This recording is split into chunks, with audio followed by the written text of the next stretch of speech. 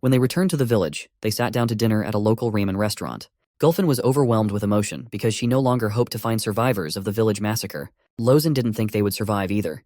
However, they were very lucky. Everything happened too quickly. That day, Garrick had ordered her to leave everything to him and help the others. It was hard for Lozin to obey such an order and leave him alone. But Garrick was firm in his decision, for it was the villagers who were their last hope. If they were gone, they would have no one to protect, and it would all be meaningless. Her job was to save their people. The Boobiz orcs shouldn't fall that day. Lozin was well aware of this as well. After finishing off another demon, she made the decision to obey the order. She immediately rushed towards the shelter, leaving the battle to Garrick and the rest of the warriors. Lozin rushed with all her might. Though she couldn't fight on the front lines, she decided to make every effort to protect the rear. However, upon arrival, a shocking sight awaited her. What she thought was a safe place had been completely destroyed. The sounds of battle could also be clearly heard. It was Dura who was fighting two elite demons. Even though she was powerful, she was having a hard time dealing with them. From her shabby appearance, it was clear that she had been fighting for quite some time. Lozin didn't understand what was going on, or why the bodies of Bob the Builder and Aunt Gyram were lying on the ground. However, she had no time to think at that moment. She had to help Dura, who was already surrounded by demons. Fortunately, she arrived in time and was able to repel the enemy's attack. Anger and confusion overwhelmed Lozin. After finishing off the demon, she asked Dura what was going on here and where the others were. However, all she received in response was silence. There were tears in Dura's eyes. In addition, the remaining demon continued to attack. The real reason why Dura didn't answer was because she didn't know what to say. "They killed everyone," was all she could say to Lozin. Lozin couldn't believe her words. It just couldn't be true. Suddenly, the surviving demon struck her with his sword. Although it was painful, it brought Lozin to her senses. The world was merciless. From the emotions overwhelming her, she lunged at the demon. But suddenly, for some reason, Dura stopped her. She forcefully told her to take Gyram and Bob and run away while she restrained the demons. Lozin again disagreed with this and replied to Dura that she was the one who should leave. However, Dura was determined to fight. Lozin again had no choice but to grit her teeth and rush towards the others. Running up to Auntie Gyram, she tried to bring her to her senses. But Bob the Builder woke up and told her to stop trying because she was already dead. It was incredibly sad to realize that one of your friends was dead. But now, there was a war. She couldn't let the time Dura had won be spent shedding tears. Her first priority was to carry the surviving Bob the Builder to safety. As she left, she saw Dura continue to fight the demons. She really wanted to help her, but she had no choice but to save Bob. At the same time, she saw the small orcs who looked out from behind the rock in fear. They had tears in their eyes because they had witnessed all those murders. Suddenly, there was an explosion. They didn't have time to run away and save themselves. Suddenly, a demon appeared and started chasing them. Dropping Bob, Lozin closed the small one with her. The blow was so strong that she fell to her knees, but the will of the orcs was unbreakable. The wounded Bob grabbed a rock and lunged at the demon. He managed to catch it off guard and landed several blows to the head. After buying some time, they took up running again. Jumping off the rock, they intended to hide in the forest. Lozin shouted to the others to keep up. At the same time, the demons managed to defeat Dura. Not stopping there, they went in pursuit of our heroes. Breaking part of the fence, Lozin opened a way for them to get out. Well, quietly, they didn't manage to leave, because the demons have already managed to catch up with them. Leaving the injured builder, Bob and Muda behind, Lozin rushed to defend their group. At first, she managed to hold back their onslaught and somehow fought back. But the demons fought very meanly, every now and then trying to kill the small orcs. Because of this, Lozin lost her advantage and could not fight at full strength. At one point, one of the demons still managed to slip through to the small ones. It seemed like it was all over. However, in the next instant, the demon's upper body turned into small pieces. The culprit behind this was the Black Knight. He was the one who had saved them. Without much difficulty, he chopped the second demon into pieces as well. At that moment, Lozin was confused and did not know what to do. However, she realized one thing. The Black Knight was not their enemy, at least not now. The Black Knight then ran away without saying anything. Lozin could have returned to the battlefield, but at that moment, she had children, and the wounded with her who needed her help. It was obvious that the demons wanted to exterminate them, so her first priority was to ensure the safety of the survivors. They immediately went to the nearest orc camp where they were given first aid. But it wasn't until some time later that they learned that their Boobiz village had been destroyed. Lozin found it hard to believe all of this. She blamed herself for never being able to help Chief Garrick and the others. In her opinion, she had failed Elder Gurin and everyone else. Gulfin, however, did not see it that way.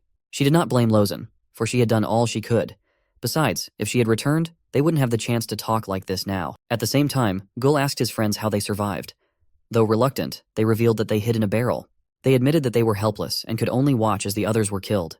Another unpleasant thing was that one of them had wet himself with fear. Dobuk immediately started making excuses, explaining that he thought they had been found and he had gotten very nervous. However, they didn't laugh about it, for they realized that they were still just kids. Kagan wanted to object, however after a moment he agreed, for they really were just a bunch of brats. Needless to say, everyone was in agreement. In the opinion of Bob the Builder, it was up to them whether they would become a bunch of brats in the future or great orcs who could change the course of history. Suddenly their conversation was interrupted by an orc who appeared and turned to Lozen and said that the chief Doc Thunder was calling her to him. As soon as Lozen left, Gul and Gulfin said goodbye to the others. They needed time to talk like mother and son. Walking down the street, our hero remarked that Aunt Lozen was truly incredible. Gulfin was in agreement with that. However, she did not understand why he said that. In the mind of Gul, everything was very simple. She was a tough warrior, tough as a mountain, and even the local chief needed. Compared to her, he was just a useless fool.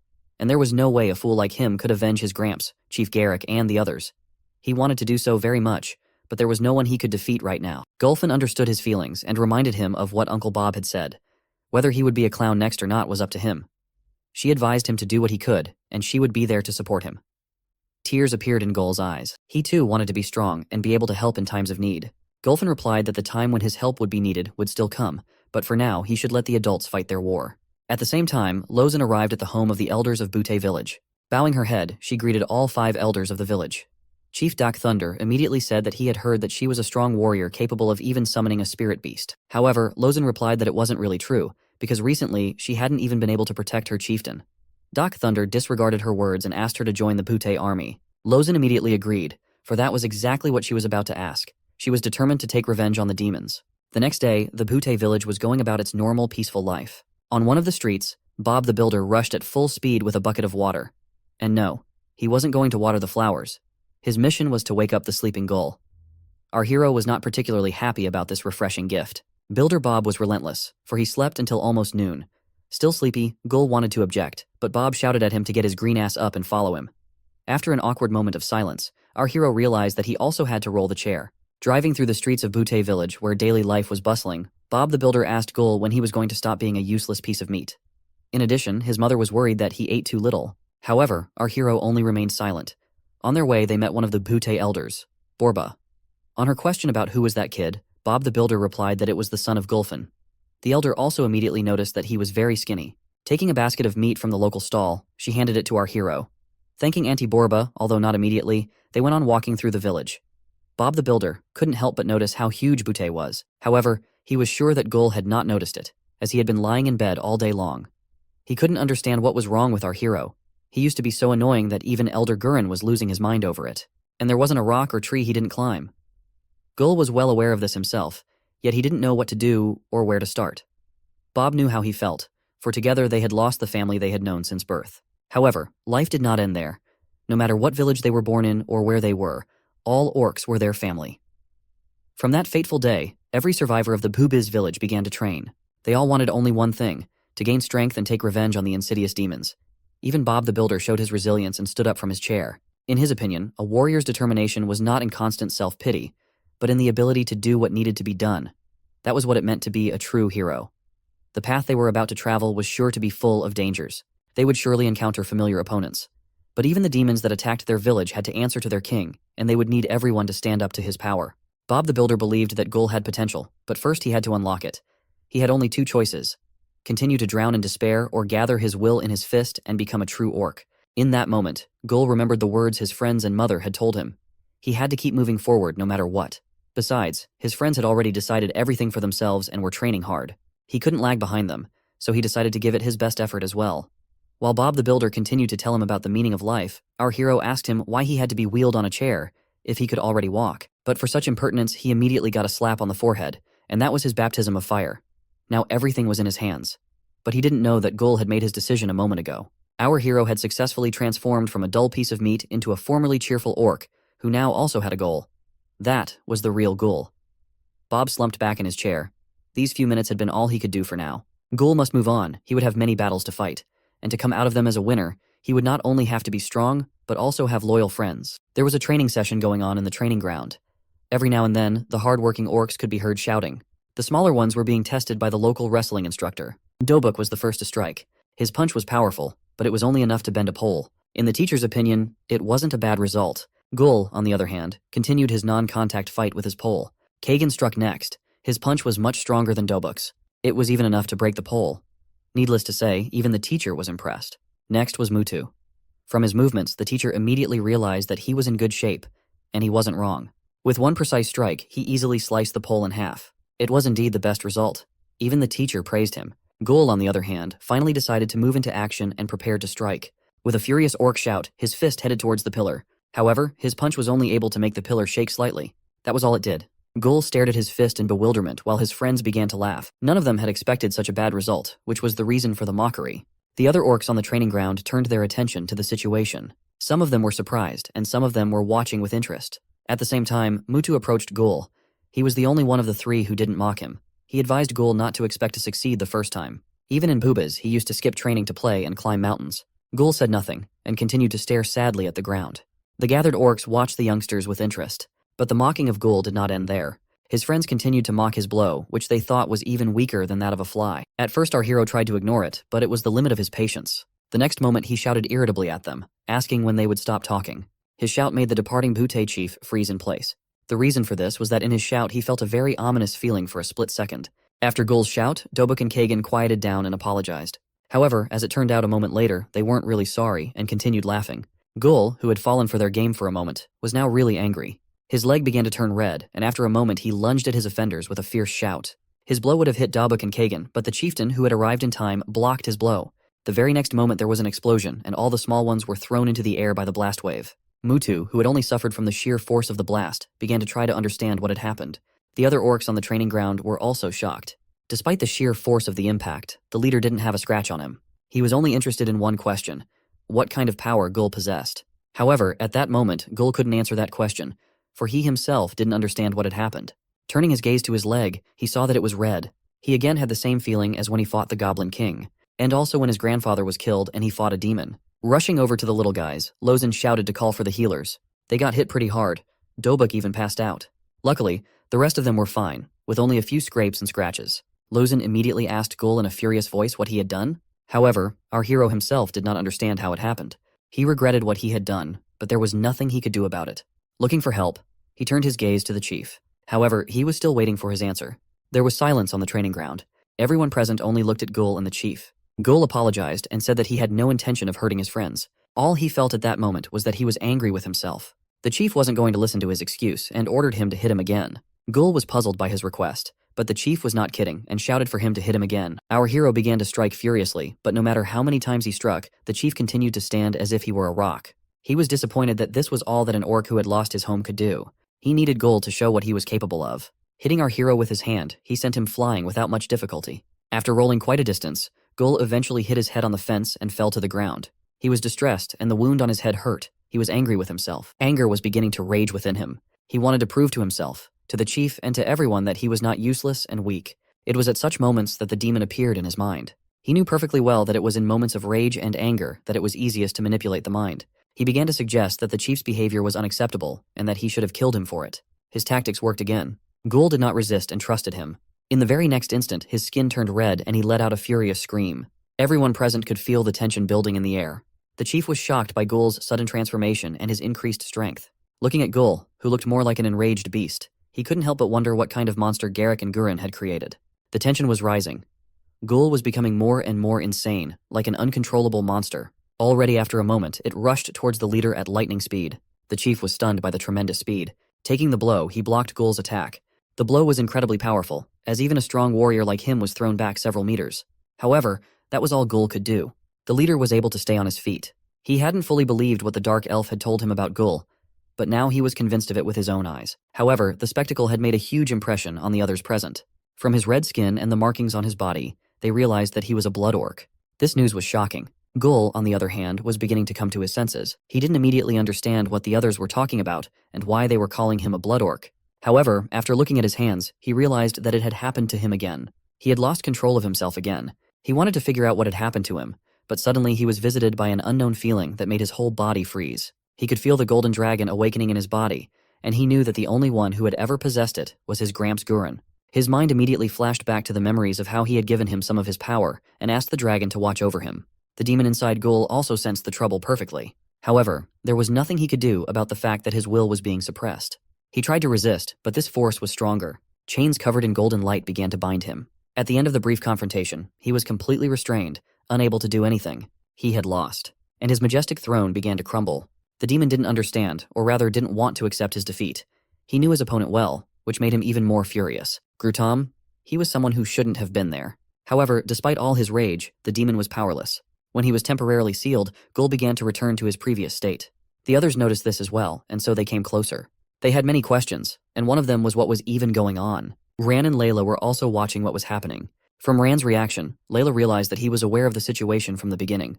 It was true, and besides, he was the one who had warned Chief Dak. At the same time, there was silence between Gul and the chief. Dak was the first to speak. He told Gul that only by drinking demon blood could one get such power. And coincidentally, only Gurren had a bottle of it. It was a gift from one of their fallen brothers during the time of the war with the demons. However, the most amazing part of the story was that Gul drank it and remained alive. Chief Dak burst into laughter. Gul still didn't really understand what was going on. The only thing he remembered was accidentally drinking some crap a couple years ago. However, his grandfather had said then that he would be fine. Dak also found it hard to believe that the legend of the Blood Orc was true. He began to ask Gul if he realized the power he had gained. It all started over 200 years ago when the blue demons decided to take over the land. Along the way, they enslaved all peoples they deemed weaker than their kind. One group of demons paid particular attention to raiding orc villages. And it wasn't because they needed labor for their ever-growing kingdom. The real reason was because they needed test subjects. Back then, the demons were experimenting on creating a monstrous, expendable army that they planned to bring chaos to all the other kingdoms. The experiments had only one goal, to find a blood orc. It was from this that a huge portion of the orc population perished. Despite the vast amount of blood spilled, the demons never succeeded. However, Gul succeeded. He became a blood orc. He was the weapon that the demons had always desired. Everyone present listened to the chief with bated breath. They slowly began to realize how much value Gul had. However, with great power comes great responsibility. Realizing this, Chief Dak asked our hero if he wanted to master this power and become a true warrior. Gul did not hesitate to answer that he did. Dak himself would have liked to teach him, but replied that he had no place in the village. Gul did not know why the chief had refused him, and so he began to assure him that he would be able to do it, and that he could even withstand any training. But the reason why Chief Dak had refused him was something else entirely. He was a blood orc, which meant that one wrong move and he could hurt someone. The only way out in this situation was to find a master. He was the only one who could handle this. In Dak's opinion, Jareth Fullbringer was the perfect candidate for this. He was also known as Master of Ki. He had enough strength and experience to help Gul. No one knew exactly where he was, however the elves would have to help him with this. Ran and Layla gladly agreed to this mission, for Layla had once been his student as well. Hearing this, Gul stared at Layla with admiration. She was indeed strong, and he really wanted to become the same. Chief Dak told our hero that he shouldn't relax, for he had a long and difficult journey ahead of him. His primary goal was to learn to control his strength and become a true warrior. At the same time, in Gul's mind, the demon was talking to Grutom. The demon felt his freedom was only a matter of time. He was fueled by the darkness of this child.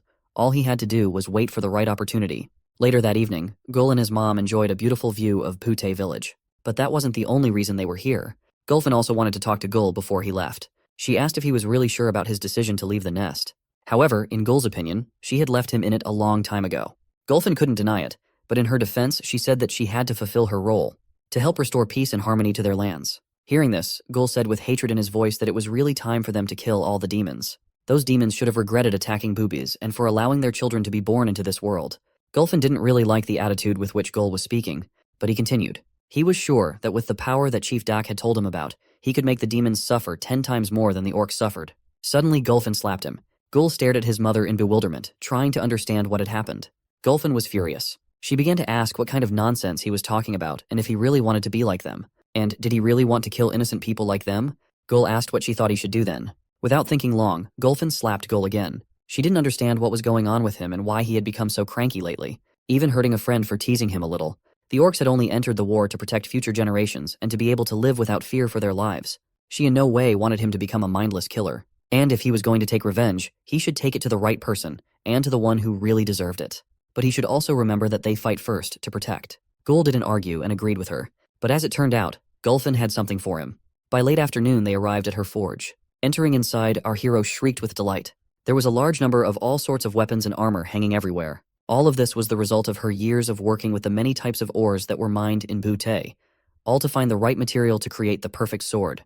Gul was really excited about how cool his mom was. Even her failed attempts Gul rated as very cool. However, despite how cool they looked, that wasn't their real value. As they approached the huge hammer, Gulfin stopped. Pressing down on a hidden plate, she opened a hidden drawer that held a chest. Gulfin proudly showed him the dagger, however Gul was not too thrilled. In his opinion, she had a bunch of weapons that were bigger and better. But his mother persisted.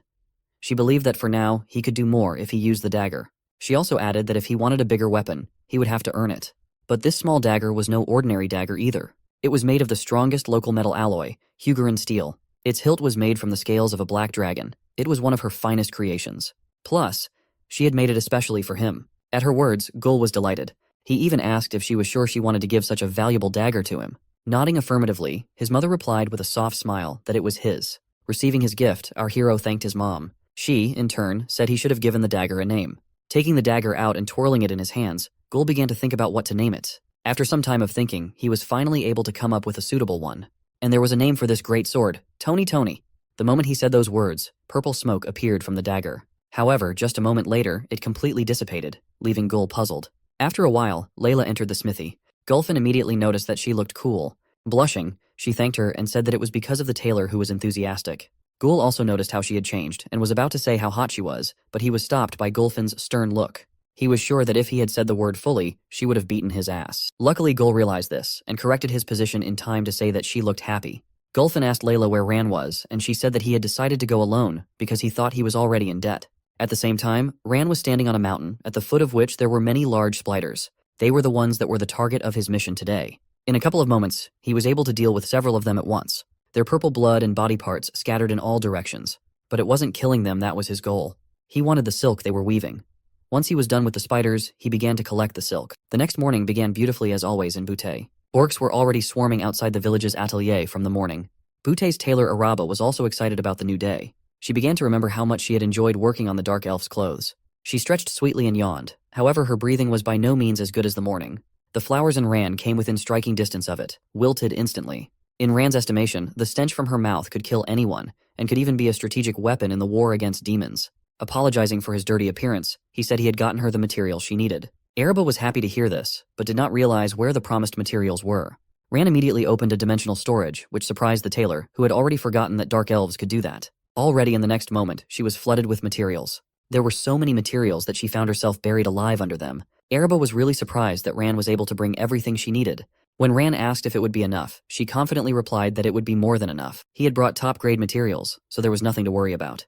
Araba's enthusiasm was again sky-high. She promised Ran that in 2 days, everything would be ready. 2 days later, Gul started packing for the journey. He put on new clothes and also took his dagger. Finally, he was fully ready to conquer the world.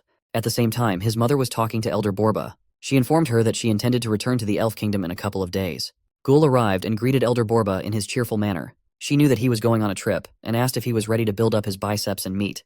However, to their surprise, Gul's mood immediately disappeared. The reason was that he missed his backpack Gulaman.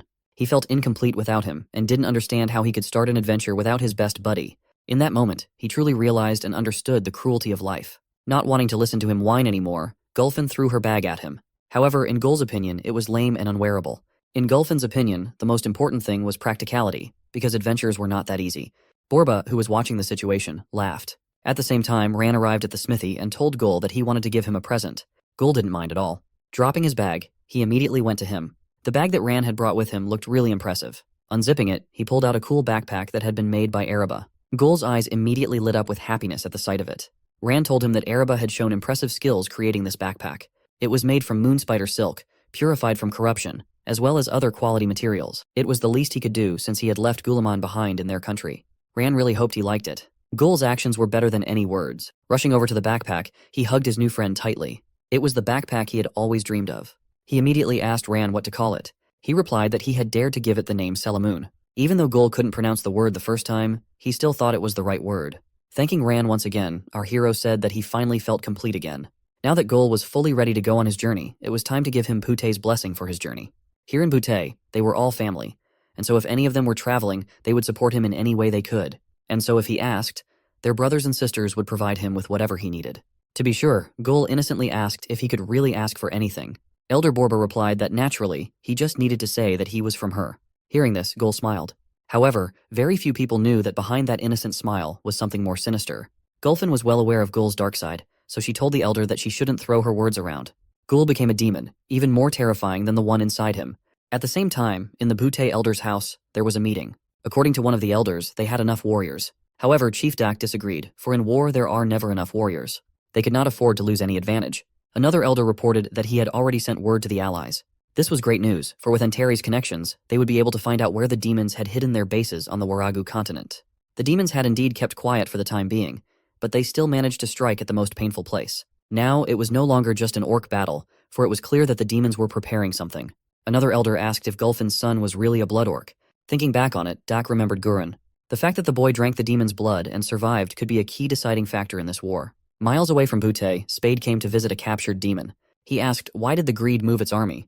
The demon was in no hurry to answer, so Spade quickly let him know that he wasn't going to joke. The adventurer was sure that the demon did not want to be stuck here in the dungeon forever, and if he wanted to get out, he'd better start answering questions right now. News had recently reached the adventurer that Beastmaster Gurren had been killed, and Spade wanted to know why it was done. Slick heard the news and laughed, amused by the fact that the destruction must have been a blast. But he couldn't laugh for long. Spade quickly stepped on his wounded leg and reminded him of his predicament. There was something in all this that didn't fit, in Spade's opinion. He didn't believe that the Greed Demon army could kill the Beastmaster alone. Well, the demon admitted that it was more than just greed in the air. It was all punishment. Those orc slaves got what they deserved. From his words, Spade concluded that greed wasn't the only thing involved. He had learned what he wanted and was about to leave the prison room when Slick called out to him and said that people better be careful. Demons are envious and are wrathful as well. Those orcs were just the beginning. Now let's go back to Gul, who with his new backpack was running around the streets of Butte looking for his gang. He found them pretty quickly. These bums were not practicing now and were probably up to something nasty. But Gul had a more important task for them. He needed help gathering goods for the journey. With such a task, the bros were always willing to help.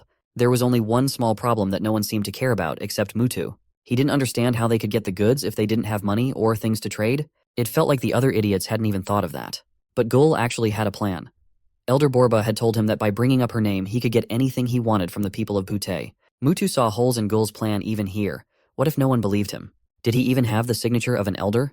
Gul unfortunately wasn't known for that kind of savvy and didn't think that far ahead. But he had clearly heard that Elder Borba had said exactly that. Of course, that wasn't enough to make it seem plausible. Kagan grudgingly stated that Gul should go and ask Grandma Borba for a signature so they wouldn't look bad. But Gul replied that they didn't have that much time. He had to go any minute. If they delayed, he wouldn't get much goods, which he was not happy about. Kagan was already starting to feel trouble approaching his ass. But then Dobuk's sly laugh was heard. He was the evil genius of their gang for a reason. He came up with the brilliant idea of making the sign himself. Of course, everyone liked the idea. So Mutu started writing as hard as he could. It was much harder than hitting a trunk. The poor guy was struggling so hard that sweat ran down his face. He couldn't remember how to write R. But Gul and the others couldn't help him because they didn't even know. Instead, they just advised him to write faster at least something. Mutu agreed that speed was more important than quality and quickly scribbled a signature. It was a masterpiece, their path to a rich life. So with a cheerful song, they went to ravage the local market. The Poobiz boys could afford anything. Meat for every taste, and as much as they wanted. The surprised merchants didn't know how to react. When a piece of paper labeled Booba was shoved in their faces instead of money or goods, the Booba's gang didn't stop at meat. They went on to raid the stalls of utensils, sweets, vegetables, fruits, and everything else. It went on like this until the backpack swelled to the max and nothing else could be stuffed in it. All thanks to Borba and her rash words. However, the traders began to suspect something wrong and gathered to discuss whether they had met a group of children who grabbed all the goods and then did not pay for them.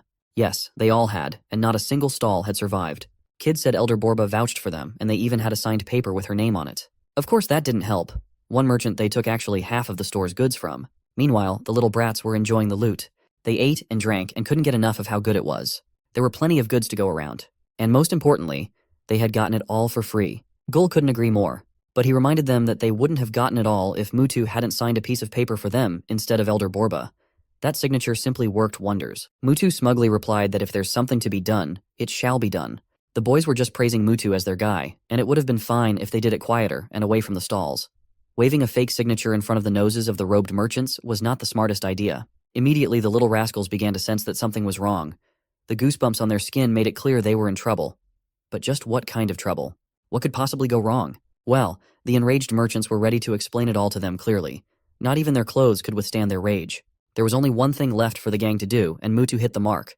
Run. So the chase was on, and the Poobiz gang had to run as fast as they could if they wanted to live. The enraged merchants were determined to punish the little rascals. Now the asses of the little assholes belonged to the merchants, and they were not going to let them go anywhere.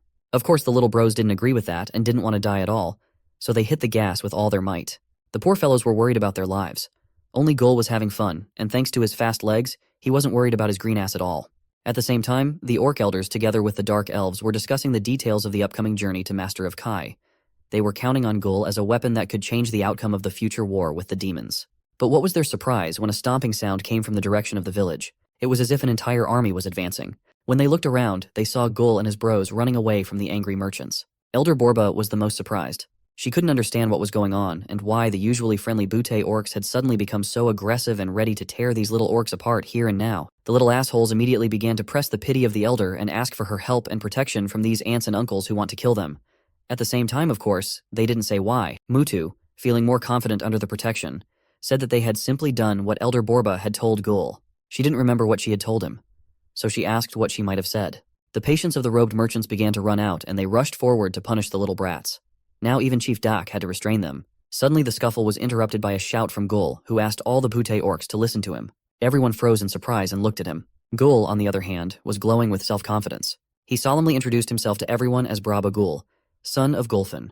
He thanked everyone for letting them stay in Butte. Next he told everyone again the sad story of their village, and shared that when their village Bubiz was destroyed by demons, he thought they had lost everything, because it was the only warm place he knew. But everything changed when he came to Butte, and here he found his new home. All thanks to his new uncles and aunts who treated them like family. And now Gul announced to everyone that he was going on a new journey to become a strong warrior and a true orc. Even Gul's friends wept at this inspirational speech and were proud to have such a friend. But Gul didn't stop there and declared that he wouldn't let anyone else trample on the orcs. And he would never give up or fall without a fight. The orcs were encouraged by such a speech and immediately forgot all their past offenses. Now, they were glorifying Gul. Gul was sure that now these demons will never be able to humiliate the orcs again. Never. And all the orcs agreed with him. Huga Baruga, blood and honor, orcs forever. In the midst of all this speech, Gul turned his attention to his mother at the end, and told her that he couldn't promise her anything, but he will try to be a good warrior who won't let her down. After such a masterful escape from the angry crowd, cheeky bastard Gul went down to his new Gulamon. Gulfin came up to him and asked him not to upset the master, for she had heard that he was not easy to please. But Gul reassured her, confident that everyone liked him. And so once again, Gul was on his way, along with Ran and Layla. But this time, it was a different Gul, determined and responsible to fulfill his mission, not to have fun. Looking back, he remembered the friendly Bubiz orcs who had seen him off not long ago. They were gone now, but instead were the Butte orcs. Looking up, he saw images of a happy Garrick, Grandpa Gorin, and Aunt Jiram wishing him a happy journey. Such a thing made him unable to hold back his tears. Catching up with his two companions, Gul was sure that this time things would be different and he would be useful and valuable. Now he would never let anyone down again. At the same time, not far away in the forest, the familiar foxes were sniffing around in search of prey.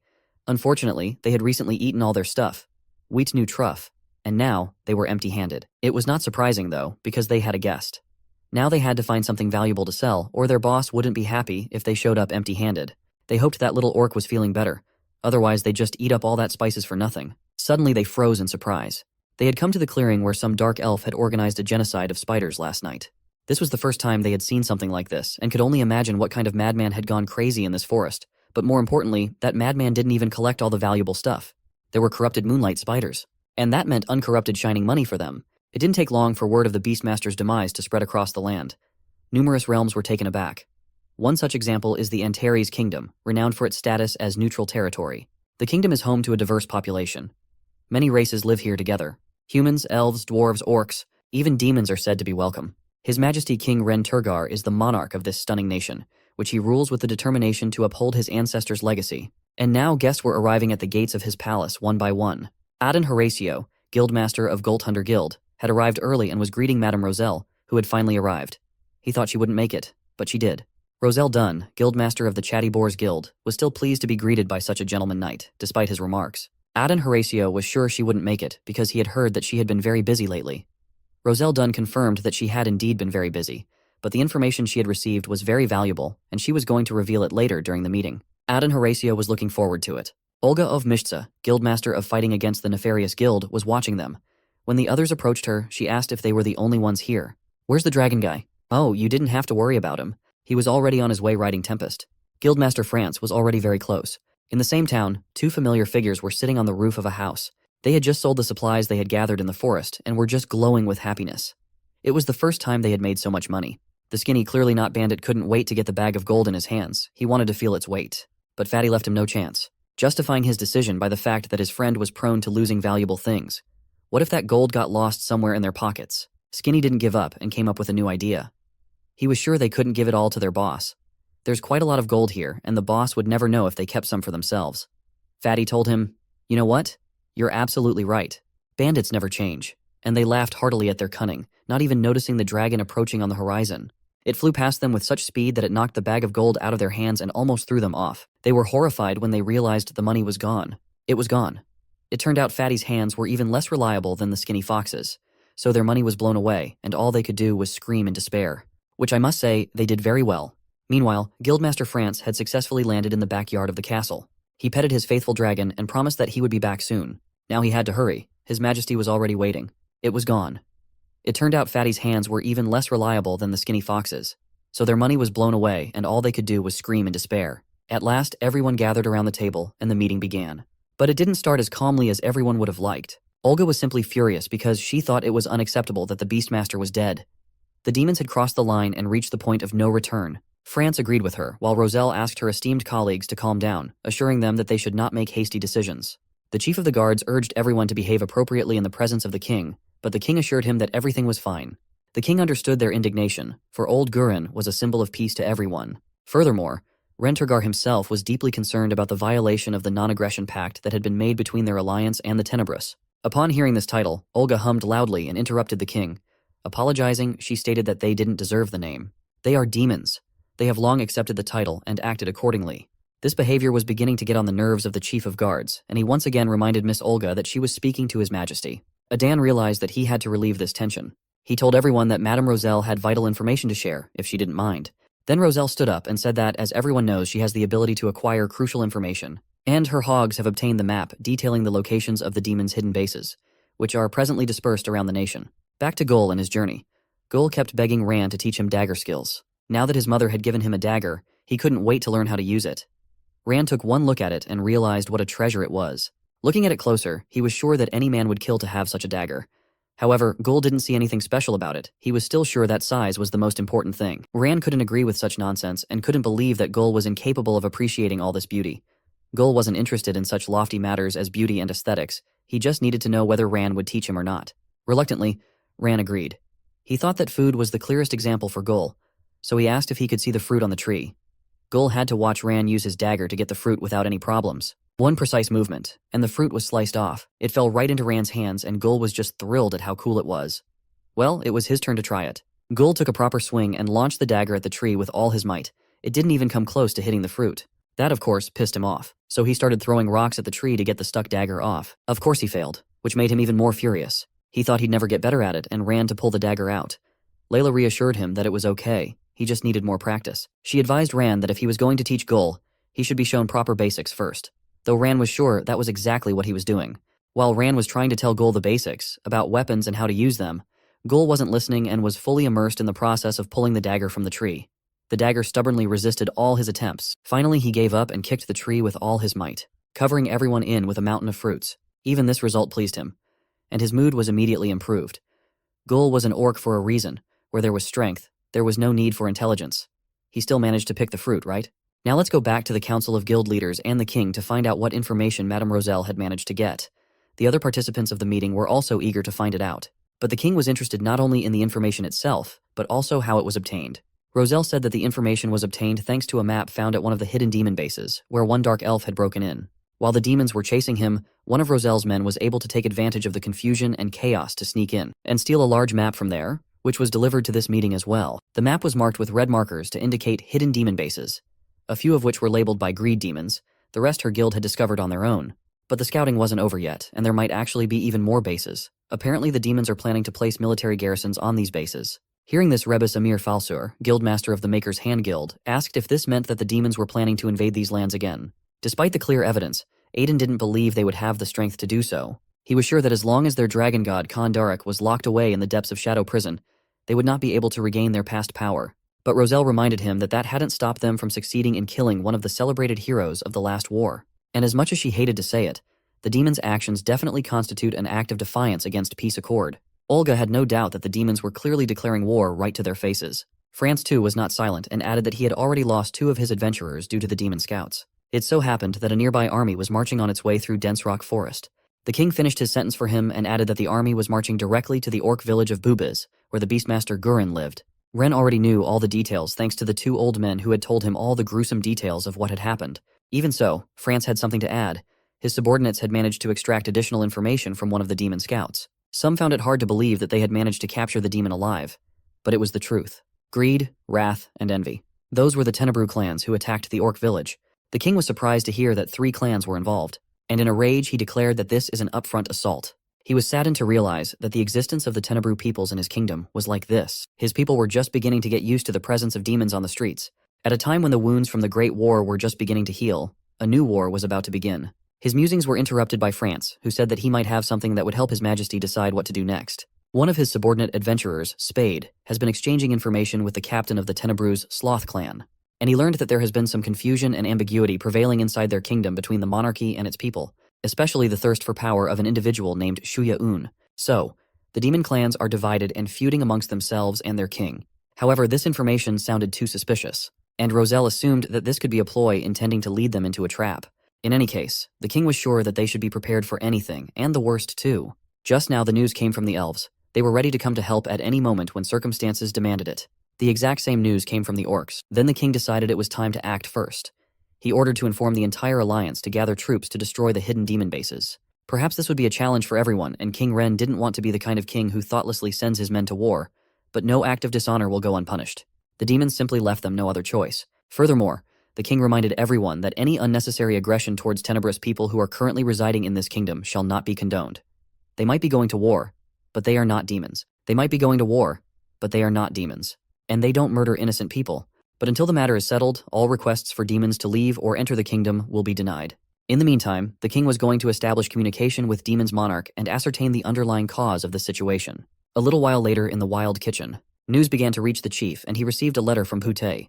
But he was, as usual, too busy to read it. He had to check on the evening service. It was not for nothing that it was the wild garlic himself, Godin Ramsay. In his classic fashion, he went to inspect his cooks who, in his opinion, were not handling anything and were just garbage. His rage was, as usual, at the highest level, and no one escaped humiliation. Finally calming down a bit after the inspection, he sat down to read the letter. Literally after a few lines read, he became enraged again.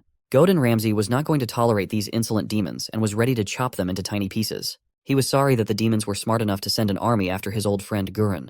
Well, he was ready to act again. It was too early for him to retire. Along with the letter came a scroll. Godin Ramsay was even more shocked when he learned about the Blood Orc. While the king and the guild leaders were deciding the fate of the continent, Gul had something equally interesting to do. He was yelling at the poor chameleon who was getting tired of it. Gul didn't stop until he received a crisp slap. The bored chameleon was not as harmless as it seemed at first glance. This infuriated Gul. He was about to show this brat who was who here. But Rand stopped him. He asked him to calm down and remember what he had told him last time about the forest creatures. Rand believed that this poor creature could be the spirit guardian of the forest, so Gul should stop killing everything that got in their way. Expectedly, of course, Gul didn't listen to him, and in a few hours the chameleon pieces were already frying appetizingly in a frying pan. They set up their camp on the shore of the forest lake, and all but Rand were enjoying the beautiful evening. Even Layla was quite pleased with Gul's cooking skills and couldn't resist trying a little. She also remarked that Gul was pretty good with his hands. Such a remark surprised Rand, who couldn't help but ask what she meant by that. In fact, Gul was just showing a master class in dicing meat and more. Even Godon Ramsay would have been pleased with such an advanced technique. That was not the case with Rand, who was simply jaw-dropped at the misuse of a masterpiece dagger. Gul, on the other hand, was quite pleased with his work and even praised Tony for his fantastic work. Finally, Rand couldn't take it anymore and shouted in indignation that he had just turned an exceptional dagger made by the legendary blacksmith into an ordinary meat chopper. Although what did he expect from Gul? To calm down a bit, Rand started eating his elven bread. Layla had warned him to be careful, for nymphs are rampant around this forest. Of course, Rand knew what they were, which could not be said for Gul, who did not listen to them and went to fetch water with a bucket. Layla went on to tell Rand that nymphs do not shy away from exploring your ribald desires. And if you can't contain yourself, you risk being dragged into the darkness of the deep. Unfortunately, Gul didn't hear all this and fell completely under the nymphs' charms. Despite their danger, Layla believed that nymphs existed in the forest for the reason of protecting the forest from people who could potentially harm it. And that was why it was important for everyone to remain vigilant. As soon as she stopped talking, a distinctive blop sound was heard behind them. That's when they noticed Gul's absence. Ran already had a sense of déjà vu. Here we go again. Where could that bald orc be? Ran was getting angry. He had already seen this coming. So he had thoughtfully tied an invisible string of mana to the orc. And now, when he activated it, he could be found. But what he didn't expect was to be pulled into the water with incredible force and speed. Layla immediately rushed after him. Ran could do nothing and was being dragged to the bottom. Luckily, Layla was already rushing to his aid. She caught Ran near the bottom and threw him to the surface with such force that he flew out of the water, right along with Gul. Of course, the nymph didn't like her prey being taken, but Layla was already on the shore to protect her unlucky friends. She bravely stood right in front of the enraged mistress of the forest lake. Gul began to come to his senses and wondered where the cutie had gone. Layla was glowing in front of him, and he still couldn't figure out if this was all really happening or if he was just dreaming. It was a battle of attitudes between two powerful women who were not sharing the same little bald orc who was lying on the shore carefree and thought he was asleep. Instead of fighting, however, Layla bowed her head and said that she knew she was protecting the forest, but they were not her enemies. These were not just words, but a strong elven spell, which like a strong wind began to push the nymph away from the shore. No matter how upset she was that her prey had been taken from her, she still had to retreat back into the depths. Layla made it through and saved the little bald idiot. Probably not the last time. But Gul didn't get off as easy as it might seem at first glance. Too much water had gotten into his lungs and he stopped breathing. Layla rushed to his aid. She helped him cough up the water by pressing on his chest. And with her help, Gul finally woke up. Layla immediately asked if he was okay. But Gul was actually still floating in his dreams and was sure he was in heaven. Of course, the harsh reality and the pain from the deep wounds quickly made him feel better and brought him to his senses. Layla advised him to lie down and stay still while she treated his wounds. She immediately began reciting her healing spell. All the wounds that Gul had, she transferred to a small tree she had plucked nearby. Soon, Gul was as good as new, safe and sound, with his green bald head as shiny as ever. Seeing his overly cheerful mood, Layla asked if he realized he had narrowly escaped death. One look at Gul was enough to realize that he didn't. Still, he thanked her for her help, and told her how he had seen her glowing earlier. She was lit like white flames, but ain't burnin'. Suddenly, Gul smelled burnt meat, and was horrified to realize that his meatballs were burned completely. Layla wasn't surprised. The kid had almost died, but all he was thinking about was food. So, while Gul tried to rescue the remains of his dinner, Layla approached Ran, and praised him for his smart move, for it was very wise of him to tie the string to Gul. Ran didn't see anything ingenious about it. He just learned from experience that the little bastard tended to disappear when he wasn't being looked at. That was why he had to put him on a leash. Eventually, Gul did manage to save a few meatballs, and he rushed to share them with Layla, which immediately made Ran sick. And while they were enjoying their meal, Ran ended up burping into the lake. Gul couldn't restrain himself and claimed that he was polluting the forest, and for that the nymphs would soon hunt him down. Now Ran was in desperate need of rest, and even the forest clearing was now suitable for that. New day, new prey. The poor winged deer ran with all his legs, and Gul was chasing him at his heels. He might have caught him if it hadn't been for a treacherous route, because of which Gul stumbled and flew even faster than the surprised deer. Gul's flight wasn't long. Ran still had him on a leash. He wasn't going to let him go anywhere.